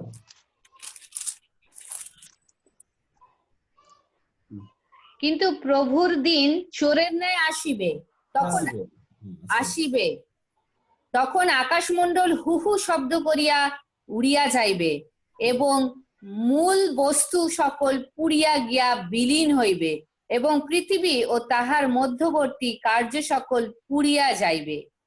তো এখানে বলছে যখন যীশু খ্রিস্ট আসবে অনেক শব্দ হইবে, এখানে লেখা আছে না shall pass away with a great noise, মানে অনেক শব্দ হবে, ঠিক আছে? ওটা আকাশমণ্ডল হু হু শব্দ করিয়া উড়িয়া যাইবে। হ্যাঁ, আরেকটা আছে যখন উনি আসবে দ্বিতীয়বার, উনি আপনার নিজে গ্লোরিকে কি বলে, মহিমা মহিমা মহিমা নিজে নিয়ে আসবে, আপনার নিজে মহিমা। ও কাকে আগে পড়েছিল 25 অধ্যায় 30 থেকে 31 পদে, যখন বলছিল দেখো আমি আসছি, আমি নিজে মহিমা নিয়ে মহিমাতে, হ্যাঁ মহিমাতে আসছি, ঠিক আছে? তো এটা 5-6টা পয়েন্ট আছে, আপনি ভালো করে মনে রাখবে, ঠিক আছে? কেন কি অনেকজন বলবে শেষ সময় দেখো যিশু এখানে এসে গেছে, যিশু এখানে এসে গেছে, আপনি চলো চলো, আর ওটাকে আপনাকে বিশ্বাস করবেন না, ঠিক আছে? কেন কি আমার সাথে হয়েছে একবার, আর লাজার সাথেও হয়েছে। যখন আমি মহারাষ্ট্রতে ছিলাম, দুজন আমার বাড়িতে এসেছে, লাজারকে স্টাডি দিচ্ছিল, কি বলছিল, যিশু খ্রিস্ট এসে গেছে, লাজারকে বাইবেল থেকে ওরা ভুল শিক্ষা দিচ্ছিল, আমাকেও ভুল শিক্ষা দিচ্ছিল।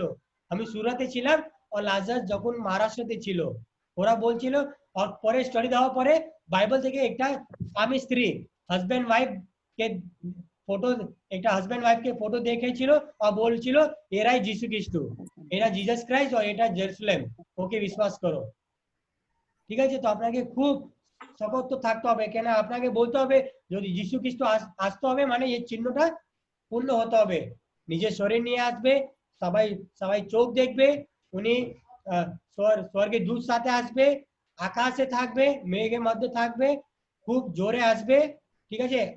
শব্দ নিয়ে আসবে, উনি নিজে মহিমা থেকে আসবে। যদি এটা পয়েন্ট পূর্ণ হয় না তো কখনো বিশ্বাস করবে না যিশু খ্রিস্ট এসে গেছে।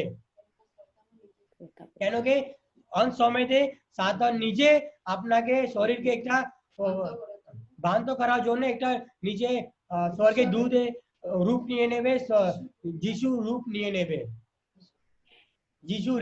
যিশু রূপ নিয়ে আসবে সাতান নিজে।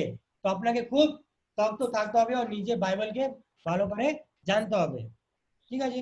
আর একটা আছে, আমি শেষ করার আগে, সবাই ভুল চিন্তা ভাবনা আছে সবাই মধ্যে আছে, कि সবাই বলে যখন যিশু খ্রিস্ট আসবে আমি अचानक উঠে যাব, সিক্রেট র্যাপচার। সিক্রেট র্যাপচারকে কি বলে কাকা? গোপন, ওরাকে বলে না, সবাই শিক্ষা আছে এটা, কি বলে সিক্রেট র্যাপচার, अचानक উঠে যাবে যখন যিশু আসবে, গোপন কি যেন একটা বলে। ওকে, ঠিক আছে, আমি বাইবেলে দেখি লুক 17 অধ্যায়, আমি এটা একটা স্টাডি দিতে যাচ্ছি আপনাকে, ওটা করে শেষ আমার আজকে ক্লাস। লুক 17 অধ্যায়, এটা ভালো করে আপনি দেখে নেবে, ঠিক আছে? আপনার কাছে অনেক ভুল শিক্ষা আছে জগতে, আমি বলছি কেন কি এটা ইম্পর্টেন্ট জিনিস। লুক 17 অধ্যায় আছো কাকি? হ্যাঁ 34।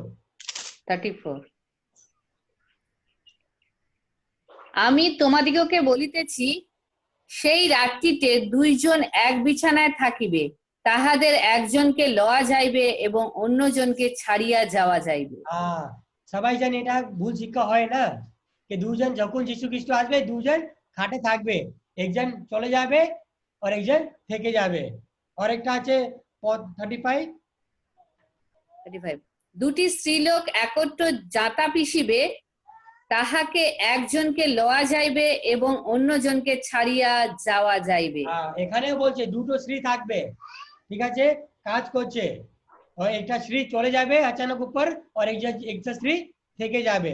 ও মানেটাকে আমাকে ভালো করে বুঝতে হবে। 36 হ্যাঁ, তখন তাহারা উত্তর করিয়া তাহার দিগকে বলিবে, হে প্রভু কোথায়? না 36 আর দুটো মানুষ ফিল্ডে থাকবে, ওটা হয়ে গেছে, 35 তে হয়ে গেছে। তিনি তাদেরকে কইলেন, যেখানে সব সেখানেই শকুন জুটিবে। এটা 37, 36 এ আছে ওইটাই। ওকে, ঠিক আছে। তো এখানে তিনটে জিনিস আলাদা আলাদা দেওয়া আছে, ঠিক আছে? প্রথমটা ছিল দুজন খাটে শুয়ে থাকবে, একজন চলে যাবে, একজন থেকে যাবে। দ্বিতীয়তে ছিল দুটো স্ত্রী থাকবে, যে কাজ করছে, একটা স্ত্রী চলে যাবে উপর, একটা স্ত্রী থেকে যাবে। আর এটা ছিল দুজন কাজ করছে মাঠে, একজন চলে যাবে আর একজন থেকে যাবে।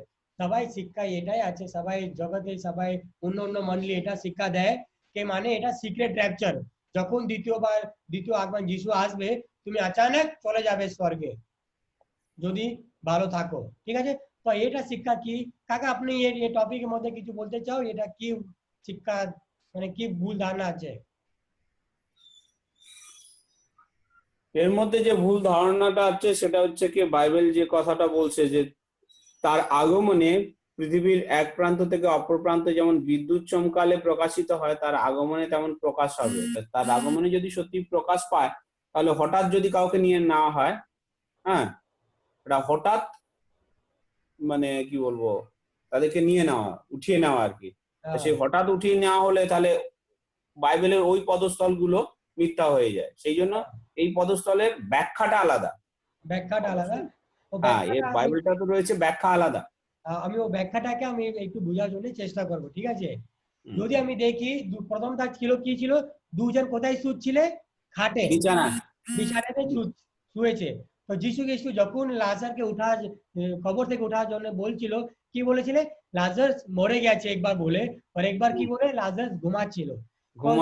রাইট। যখন যিশু খ্রিস্ট দ্বিতীয় আগমন আসবে, দুজন কবরে থাকবে, ঠিক আছে। ধার্মিকরা থাকবে আর যে অধার্মিক থাকবে, ওরা অধর্মীরা থাকবে, ও দুজন শুয়ে থাকবে বিছানাতে, ঠিক আছে। যে ধার্মিকরা ছিলে উনিকে উঠিয়ে নেবে, এটা প্রথম মিনিংটা, ঠিক আছে। যখন বলে দুজন ঘুমাচ্ছিলে একজন উঠে যাবে, মানে বলছে ঘুমার মানে মৃত্যু, ঠিক আছে। ও একজন উঠে যাবে মানে কবর থেকে, ঠিক আছে। কবর বিষয়টা বলছে, কবর থেকে যে ধার্মিক আছে ওরা উঠে যাবে, যে অধার্মিক সে ওরা থেকে যাবে। ওটা ছিল প্রথমটা।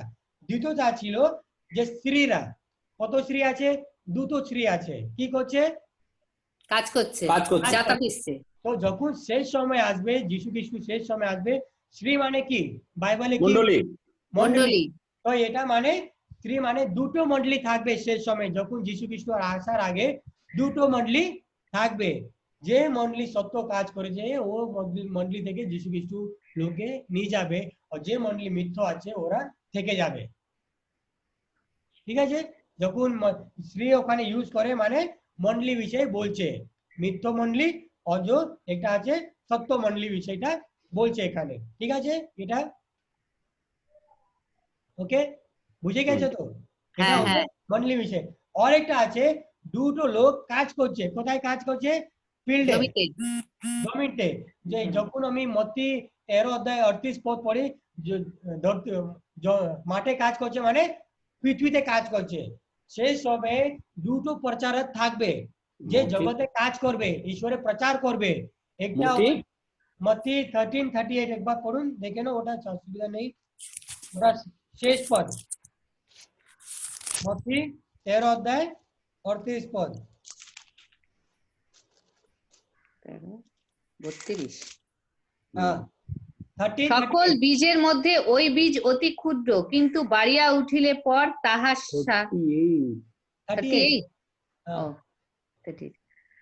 ক্ষেত্র জগৎ ভালো বীজ রাজ্যের ক্ষেত্র কি ভালো বীজ, ক্ষেত্রের জগৎ ভালো জগৎ।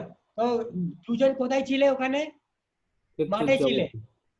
যে লুক 17:36 লেখা আছে না, দুজন কোথায় আছে? মাঠে আছে, মানে জগতে আছে। দুজন কাজ করছে, যিশু আগমন প্রচার করছে, দ্বিতীয় আগমন মধ্যে প্রচার করে, যিশু বাক্য প্রচার করছে। যখন দুজন থাকবে, একটা মিথ্যাবাদীরা থাকবে আর একটা যে সত্য প্রচার আছে ওটা করবে, ঠিক আছে। যে সত্য প্রচার করছে ওকে যিশু খ্রিস্ট নিয়ে যাবে। দুটো মিশনারি থাকবে শেষ সময়টা, এটা সত্য বলবে আর একটা মিথ্যা কথা বলবে। যে সত্য কথা বলছে ওকে যিশু খ্রিস্ট নিয়ে যাবে। ও এটা বোঝার জন্য চেষ্টা করছে উপরটা, ঠিক আছে। আমি ওটাই এই বিষয়টা কেন বললাম, এখানে অনেকজন ভাবে যিশু খ্রিস্টের সময় আমি আচানক উঠে যাব, স্বর্গে চলে যাব, पर ये ওরা এটা বাক্য নেয়, এই বাক্যটা মিনিংটা এটা, ঠিক আছে কাকা, বুঝে গেছে তো? হ্যাঁ আন্ডারস্ট্যান্ডিং হয়েছে? হ্যাঁ, তো আমি আশা করি সবাই বুঝে গেছে। আমি আরেকবার বলি, যখন দুজন ঘুমাচ্ছে মানে ধার্মিক আর আধার্মিকরা ঘুমাচ্ছে, দু স্ত্রীরা আছে মানে দুটো মন্ডলী থাকবে সেই সময়তে, আর দু লোকটা আছে মানে দুই মণ্ডলী হ্যাঁ বিছানায় থাকা মানে মৃত্যুর সঙ্গে তুলনা করা হয়েছে, তাদেরকে বিছানার কথা বলা হয়েছে। হ্যাঁ, স্ত্রী মৃত্যু এটা স্ত্রী মানে মন্ডলী মানে ওটা লেখা আছে জিরমীয় 6:2 ওটা লেখা থাকে ওখানে, স্ত্রী মানে একটা মন্ডলী, ঠিক আছে? তো আপনি এটা মনে রাখবেন, এটা খুব জিরমীয় 6 অধ্যায় জার্মায়া 6:2 ঠিক আছে? তো আপনি যখন যীশু খ্রিস্ট আসবে, আপনি ভাববেন না কি আপনি একে আচানক নিয়ে যাবে, এরকম হবে না কি ফিলিপ জিজু টেলারে কাজ করছে ওর এখানে চলে যাবে, এরকম হবে না, ঠিক আছে? ফ্যাক্টরিতে কাজ করছে আর উনি তো পেশা আছে, ও বেকারিতে কাজ করছে ও বেকারি থেকে আচানক চলে যাবে, এরকম হবে না, ঠিক আছে? যখন যীশু খ্রিস্ট আগমন হবে সবাই ওখানেই থাকবে, ঠিক আছে? আপনি এটা মনে রাখবেন। আমি এটা তো শেষ হয়ে গেছে, প্রশ্ন থাকে তো আপনি আপনার ভিডিও অন করো, কাকা আছে, আমি আছি, ছোট লাজারস আছে, আর সবাই আছে। যদি আপনার মধ্যে প্রশ্ন থাকে আপনি হাত উপর করো, মাইক দেওয়া হবে, আপনি জিজ্ঞাসা করতে পারো এই টপিকের মধ্যে আপনার কিছু ডাউট আছে তো। আশা করি সবাই বুঝে গেছে, ওটা মেইন জিনিস। কিছু ডাউট আছে, কিছু প্রশ্ন আছে, হাত উপর করো তো মাইক দেওয়া যাবে। ओके फिलिप जीजू, ओके ओके, आपका माइक ऑन कर दिया, पूछिए। না, একটু আগে যে বলা হলো যে বাইবেল পড়ে দেখা হবে না, অথচ মানে অন্যের মুখে থেকে শুনে সেইটাকে মানে ফলো করতে হবে, ফলো করবে মানুষ। তাহলে এইখানটায় মানে এত কঠিন ভাষায় কেন বলে গিয়েছে যে দুটো মানুষ ঘুমিয়ে আছে, অথচ সেখানে বলতে পারছে না কেন মৃত্যু শয্যায় আছে তারা। দ্বিতীয়ত, দুটো স্ত্রী লোককে দুটো মন্ডলীর সঙ্গে কেন তুলনা করা হচ্ছে? এটা দুটো মন্ডলী কেন বাইবেলে কি আর নেই? বাইবেলেও তো দুটো মন্ডলীর ব্যাপার দেওয়া রয়েছে, যে পেরিত অমুক মন্ডলীতে অমুক এতে দেওয়া হচ্ছে। তা এইখানটায় কেন এত কঠিন ভাষায় তাহলে রয়েছে? যে এইটা সাধারণ মানুষ বোঝার মতন ক্ষমতা কম, তাহলে ওনার কোনো পাস্টারের সাথে বা কোনো জ্ঞানী মানুষের সাথে আলোচনা করতে হবে। আবার দ্বিতীয়ত বলছে যে তারা বাইবেল পড়বে না, অথচ তারা অন্যের মুখে শুনে তারা ধর্ম পালন করবে। তাহলে এটা দুটোর মধ্যে পার্থক্য।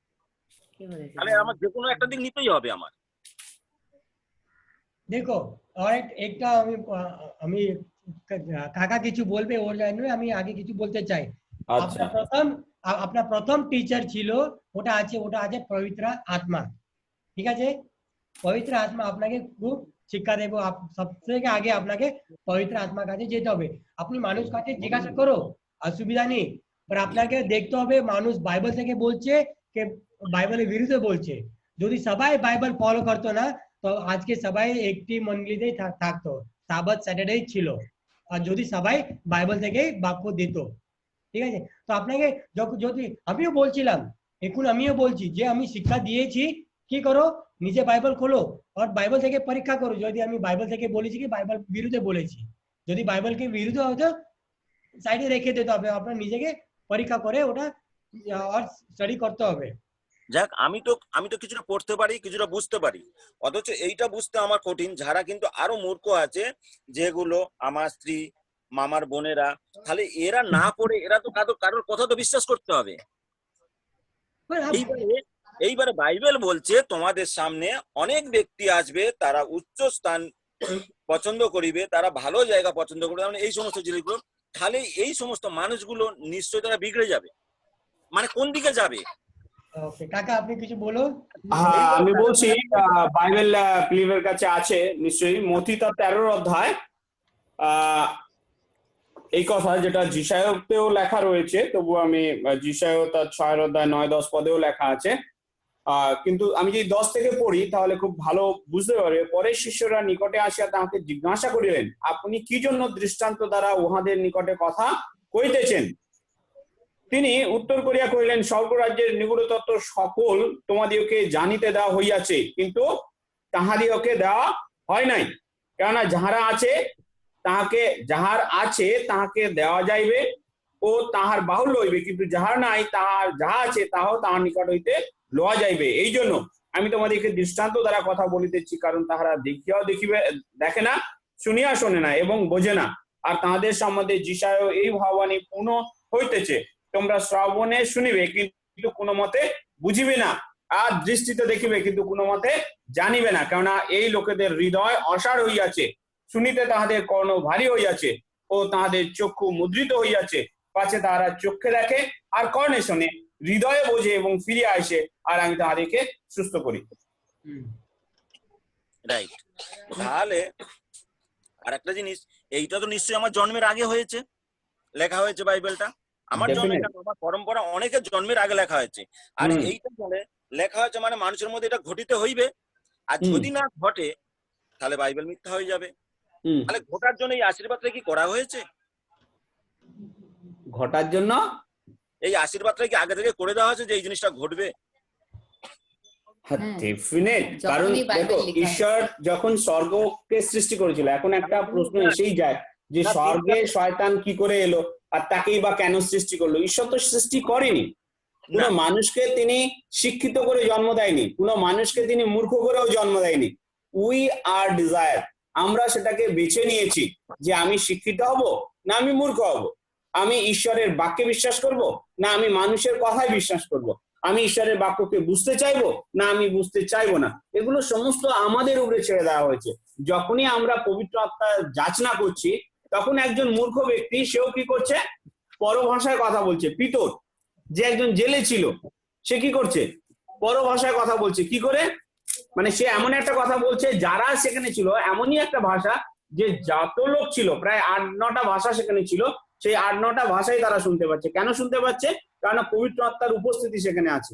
ঠিক তদ্রূপ আমরা যদি ঈশ্বরের চরণতলে বিলীন হই এবং আমরা যদি পবিত্র আত্মা চাই, তাহলে এই পবিত্র শাস্ত্র এবং পবিত্র আত্মা এই দুটোই আমাদেরকে বুঝিয়ে দেবে আমাদেরকে কি করতে হবে। মানে এটা খুব ইচ্ছা থাকতে হবে কি আমাকে জানতে হবে, কেন কি যিশু কিছু চাই না কি আপনিও ভুল শিক্ষাতে চলে যাও। যদি আপনি নিজে খুব হৃদয় খুলে প্রে করো পবিত্র আত্মার জন্য, যিশু অবশ্যই খুলে দেবে যে সত্য আছে বাইবেল থেকে, আপনাকে অবশ্যই জানাবে। যিশু কিছু চাই না কি আপনি অন্ধকারে চলে যাও, ভুল শিক্ষাতে চলে যাও। যদি আপনার খুব মনে আছে, যিশু অবশ্যই আপনাকে বুঝিয়ে দেবে, আর কি করে সত্য মধ্যে নিয়ে যাবে আপনিও বুঝতে পারবেন না। আর যিশু কিছু আওয়াজ কপি কিছু বলবে বলছে। উদাহরণের জন্য একটা ছোট একটা উদাহরণ দিতে চাই। আমাদের একটা স্মল গ্রুপ আছে এখানে, তো আমরা প্রত্যেক শুক্রবার দিন আমরা একত্রিত। একটু জোরে আমাদের একটা এখানে স্মল গ্রুপ আছে, যেখানে আমরা প্রত্যেক শুক্রবারে আমরা একত্রিত হই আর বাইবেল সম্বন্ধে আলোচনা করি। তো একটা লোক আছে যার নাম হলো পল, সে কিন্তু অন্য মণ্ডলীর মানুষ, ঠিক আছে, কিন্তু সে একদিন গান গাইছিল, যে গানটা দানিয়েল থেকে নেওয়া হয়েছিল। তো সে বলছে আমি এই গানটা গাইছি, কিন্তু এই গানের মানেটা কি? তো একদিন এক শুক্রবারে সে আমাদের গ্রুপেতে আসে। তো আসার পরে সে তখন ওই দানিয়েলের বিষয়ে ডিসকাস হচ্ছিল সেই দিনে। তো সেই দিনেই সেই মানুষটা এসছে সেখানে, আর তখন সে দানিয়েলের বিষয় বুঝতে পেরেছে। তখন বললো দেখো ঈশ্বর আমাকে, মানে আমার খুব জানার ইচ্ছা হয়েছিল বলে ঈশ্বর আমাকে সেটা সুযোগ করে দিয়েছে। আর সেই দিনেই সেই টপিক নিয়েই হচ্ছিল, আর তার মনেতেও সেই মানে সেই কোশ্চেনটা ছিল, ঠিক আছে। কেননা অন্য মণ্ডলী দানিয়েল আর রেভেলেশন প্রকাশিত বাক্য এই দুটোতে অতটা মানে তাদের জ্ঞান নেই, কিন্তু ঈশ্বর তাকে সঠিক জায়গাতে নিয়ে এসেছিল, আর সে সেই বাক্যটা শুনতে পেয়ে সেই ঈশ্বরকে অনেক ধন্যবাদ দিয়েছে। তো আমরা তার জন্য প্রার্থনা করছি যেন ঈশ্বর তার মনে আরো কাজ করে, আর ঈশ্বর যেন তাকে আসতে সত্যর মধ্যে থাকতে যেন তাকে সাহায্য করে। একটা আমি কিছু বলতে চাই। আমরা ফিলিপ জিজ্ঞেস করেছে যে কি আমি কিভাবে বিশ্বাস করব? যিশু কোথায় বলেছে যে কি যারা ঘুমায় তারা মৃত্যু?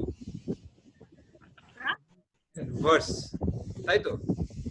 না, ওটা বলছি মানে না, বিছানায় আছে যে তার মানে মৃত্যুর সঙ্গে তুলনা করা হয়েছে, এইটা বলতে চাইছো তাই তো? ক্রিটিক্যাল করে কেন, সহজ করে বলেনি, মানে সহজ করে বলেনি কেন, তাই তো? তার জন্যই তো পড়লাম আমি। যদি বাইবেল যদি দানিয়েল আর রেভেলেশন দেখা যায় ওখানে কিছু, এটাও একটু সাহায্য। দানিয়েল আর রেভেলেশন খুব মুশকিল, তো আর ওটাও অনেকজন বুঝে গেছে ওটা বাক্য কি, মানে অনেক কি বলে বিষকে কি বলে কাকা, পশু মানে পশু দিয়ে কিছু কিছু চিহ্ন দিয়েছে, পশু মানে চিহ্ন, লায়ন দিয়েছে, লেপার্ড দিয়েছে, বেर দিয়েছে, अलग अलग পশু দিয়েছে, और सब নিয়ে একটা একটা রাজ্যকে দর্শায়। पर ওটা তো অনেক কঠিন, पर পবিত্র আত্মা দ্বারা যারা হোলি স্পিরিটের হেল্পের জন্য সবাই ওটাকে বুঝেছে। সেভেন এন্ডলেস মন্ডলী যেটা মধ্যে আছে সবাই ওটাকে ও বিষয়টা বুঝেছে, শুধু হোলি স্পিরিটের হেল্পের মধ্যে। স্বয়ং প্রভু যীশু খ্রিস্ট যখন পৃথিবীতে এসেছিলেন তখন তিনি বাইবেল নিয়ে যখন প্রচার করেছিলেন তখন দেখেছে এইগুলো মানুষের পক্ষে খুবই কঠিন, তাই জন্য তিনি বিভিন্ন রকমের উপমা দিয়ে গল্প দিয়ে মানুষকে বোঝাবার চেষ্টা করেছিলেন, মানে সহজ সরল ভাবে মানুষকে, কারণ তিনি পৃথিবীতে এসেছিলেন, তিনি মানুষ লেভেলে এসেছিলেন, সেই জন্য তিনি সাধারণ মানুষের মধ্যে সাধারণ ভাবে তিনি উপমা দিয়ে মানুষকে বুঝিয়ে গিয়েছেন। ওই জন্য নিউ টেস্টামেন্টটা একদম সরল সোজা, সেখানে সরল সোজা ভাবে বোঝানো হয়েছে ওল্ড টেস্টামেন্টের থেকে। ওল্ড টেস্টামেন্টের সবকিছু কঠিন। এরকম নেই, এরকম নেই। প্রকাশিত বাক্য তো প্রচুর কঠিন রয়েছে, ওটা তো নতুন নিয়ম। হ্যাঁ, আর তারপরে এই যে দৃষ্টান্তগুলো দিয়েছে, যেগুলো হচ্ছে বীজ বাপকের দৃষ্টান্ত, শ্যামা ঘাসের দৃষ্টান্ত, এগুলো তো কঠিন, এগুলো তো একেবারে সহজ নয়, কারণ আমরা এটাকে পুরোটা পড়লে তখন আমাদের কাছে সহজ হয়ে যাচ্ছে, কিন্তু যদি আমি পুরোটা না পড়ি, যে এই জমি এই দুনিয়ার সাথে এ করা আছে ওগুলো কিন্তু ব্যাখ্যা করে দেওয়া হয়েছে। যিশু পরক্ষণ ওইখানটা সরল ভাবে বলে গিয়েছেন, যেটা 4টে সুসমাচার রয়েছে, যে আমার অববায় পুত্র যখন তিনি চলে যাচ্ছেন স্বর্গে এইরকম ভাবে, কোনো পাপী মন ফিরালে স্বর্গে এইরকম আনন্দ হয়, এগুলো কিন্তু একদম সহজ সরল ভাবে করে গিয়েছেন, যেটা 4টে সুসমাচারে পাওয়া গিয়েছে। এগুলো পড়লে সিম্পল থেকে সিম্পল মানুষ বুঝতে পারে। আর বাইবেল খুব সাধারণ মানুষ মানে বুঝতে পারবে তেমনই লেখা হয়েছে। যদি আমরা দেখি কে লিখেছে এই বাইবেল, যারা অত শিক্ষিত ছিল না, ঠিক আছে, কে মাছ ধরা,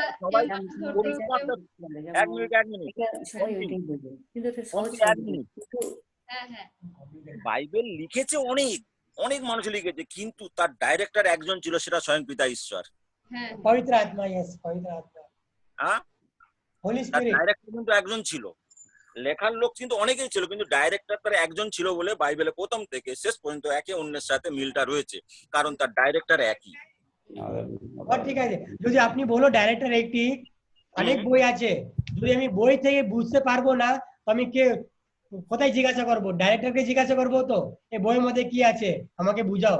আমি তাহলে পড়ি একটা জায়গা, গীত সংহিতা 118:8 পদ। গীত সংহিতা 118:8 পদ। यस यस, কাকি জোরে পড়ো। মনুষ্যের নির্ভর করণাপেক্ষা সদাপ্রভুর শরণ লওয়া উত্তম। শরণ লওয়া উত্তম। মামা একটু ব্যাখ্যা করে দাও না। ব্যাখ্যাটা হচ্ছে কি, আমরা অনেক সময় মানুষের উপরে নির্ভর করি না, মানুষকেই মানে সাহায্য চাই। এই যেমন বাইবেলেরও অনেক সময় কি হয়, আমি বুঝতে পারছি না, আমি আরেকজনকে সাহায্য নিতে চাই, কিন্তু সেই মানুষটা যে কতটা সঠিক করবে, তার থেকে যদি আমরা ডাইরেক্ট ঈশ্বরের কাছে যাই, যেমন লেখা আছে, জাকবে লেখা আছে না, যদি 1 অধ্যায় 5 পদে লেখা আছে যে কারো যদি জ্ঞানের অভাব হয়, সে কার কাছে যাচনা করুক?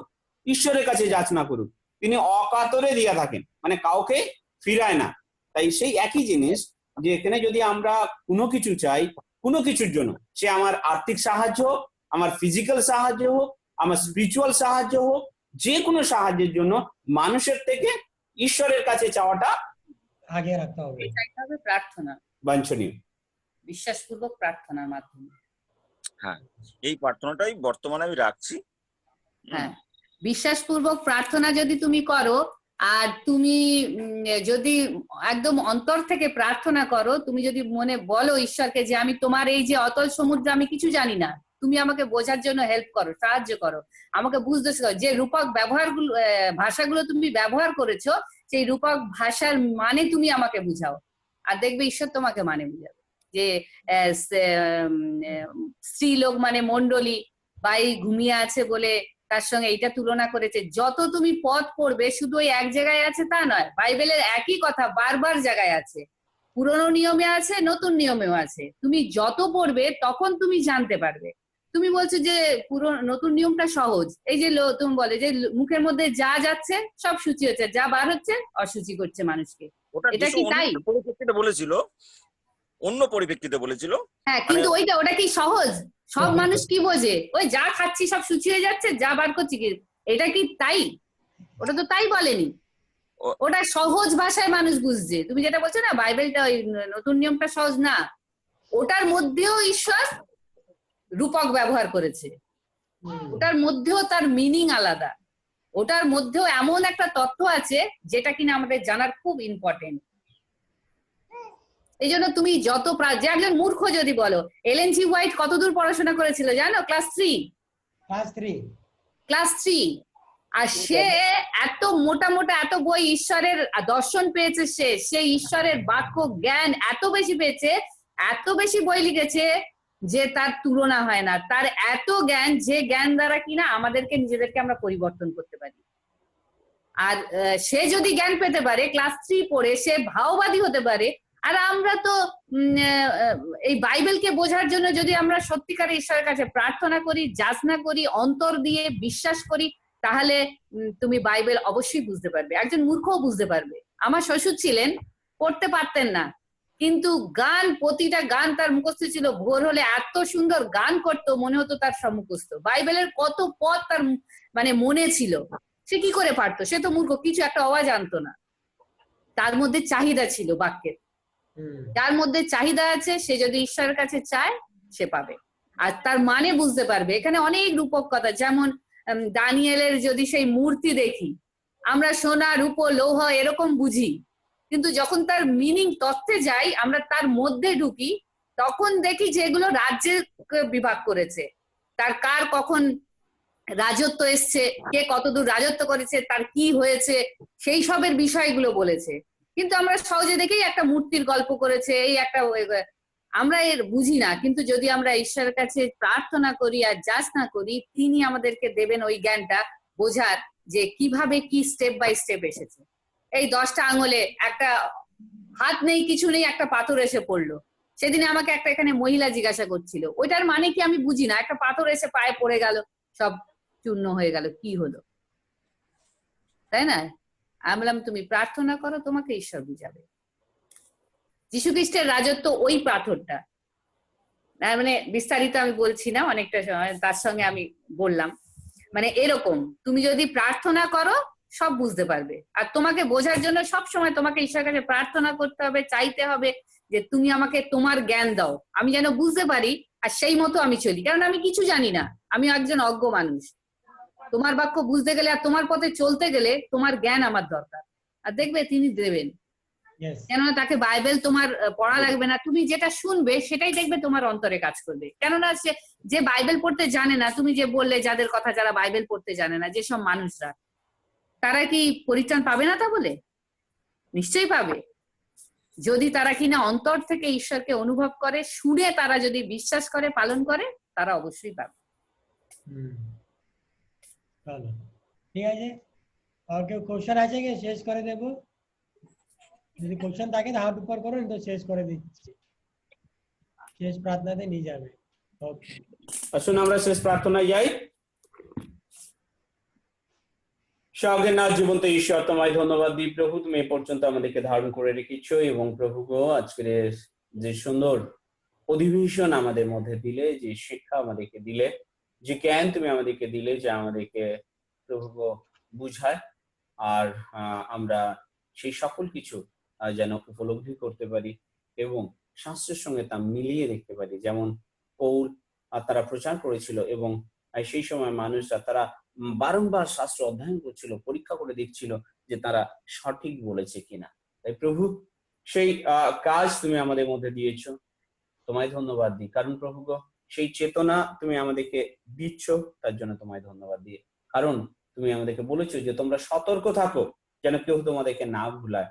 আর তাই যে তুমি আমাদেরকে সচেতন করছো, আমাদেরকে বারংবার প্রশ্ন করতে সাহায্য করছো, তার জন্য তোমায় ধন্যবাদ দিই যে আমরা আরো বেশি শিখতে পারছি। এই তো তুমি আমাদেরকে বলেছো অনেক কিছুই, যা অনেক সময় আমরা বুঝতে পারি না, যে অনেক সময় তার মানের ভিন্ন মানে আমরা করে বসে থাকি। তাই প্রভু তুমি আমাদেরকে সাহায্য করো যেন তোমার শাস্ত্র আমরা সঠিকভাবে বুঝতে পারি, তোমার শাস্ত্র যেন আমরা ঠিকভাবে আমাদের হৃদয়ঙ্গম করতে পারি, আমাদের জীবনে চলার পথে পাথেয় করতে পারি। কারণ তোমারই শাস্ত্র আমরা যদি অধ্যয়ন না করি, তোমারই শাস্ত্র আমরা যদি মান্য না করি, তাহলে আমরা নষ্ট হয়ে যাব। ও প্রভু, তুমি সেই আমাদের জন্য স্থান প্রস্তুত করেছো, আর সেই স্থানে আমাদেরকে যেতে হবে। আর যাওয়ার জন্য তোমার যে নির্দেশমালা দেওয়া রয়েছে, সেই নির্দেশমালা আমাদেরকে সম্পূর্ণরূপে পালন করতে হবে। কিন্তু তুমি দয়া করো, কৃপা করো, অনুগ্রহ করো, আশীর্বাদ করো।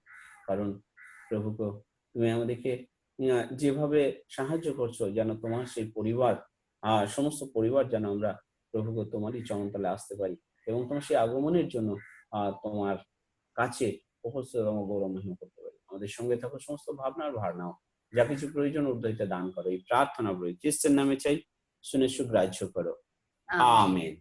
হে আমাদের সর্বস্ব পিত, তোমার নাম পবিত্র বলিয়া মান্য হোক, তোমার রাজ্য আইসুক, তোমার ইচ্ছাই সিদ্ধ হোক, যেমন স্বর্গে তেমন পৃথিবীতে হোক। আর আমাদের প্রয়োজনীয় খাদ্য আজ আমাদেরকে দাও, আর আমাদের অপরাধ সকল ক্ষমা করো, যেমন আমরা আপন আপন অপরাধীকে ক্ষমা করিয়াছি। আর আমাদের পরীক্ষাতে আনিও না, কিন্তু আমাদের রক্ষা করো, কারণ রাজ্য, প্রাপ্য, মহিমা পর্যায় যুগে যুগে তোমার, আমেন।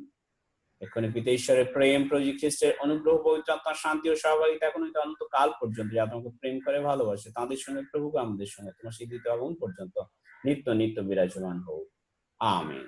আমেন। সবাইকে জয় যিশু। জয় যিশু।